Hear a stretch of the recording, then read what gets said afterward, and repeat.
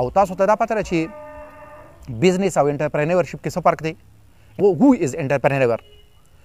نو انټرپرینورشپ هم بزنس دی خو دا د عام بزنس نه په دې بدل دی چې دې کې انوویشن یو څیز نوي انداز کې کولی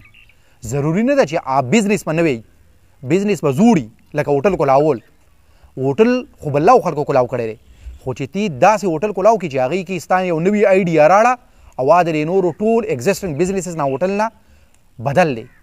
بیا به ستا بزنس چلیږي انټرپرینور څه کوي دی ایگزسټنګ مارکیټ چې کوم دی د هغې سروې وکړي پوره نو چې کله د هغې پوره سروې وکړي دی پرابلم پوینټ آوټ کړي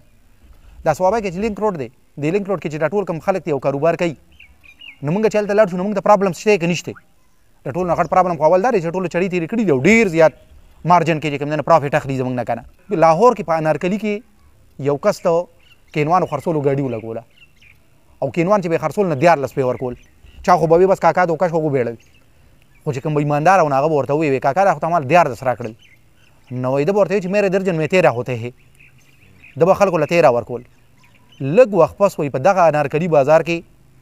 چې هغه د لاهور یو بالکل سنټر دی که نه په هغې کې هغه بیا ځان له دوکان هم په کرایه اخیستی و بیا د هغه کاروبار په کروړونو کې و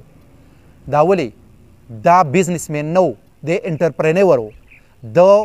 مارکیټ کې چې سروې وکړه نو د دا پرابلم پوینټ آوټ کو چې دلته کې خلک چې کینوان ورکوي نه دی 11 ورکوي 11 ورکوي نه یي 12 خو یو پکې خرابي کله نه کله پکې 2 نیم خرابي دی چې موږ د امرود واچوي نه چې موږ یې کور ته اوس نه خرابي که نه لکه صابان چې راله غوښه راکوي نه سمې رالی راکوي نو ګورئ دی دې کس دی کاکا چې کله دا ووایي چې دا خو 11 ورکوي نو یې زه به 13 ورکوم نو دا د پرابلم حل و انټرپرینورز د پرابلم سالوشن راوباسي او چې کله دې پرابلم سالو کړي نو مارکیټ کې بیا د بزنس چلیږي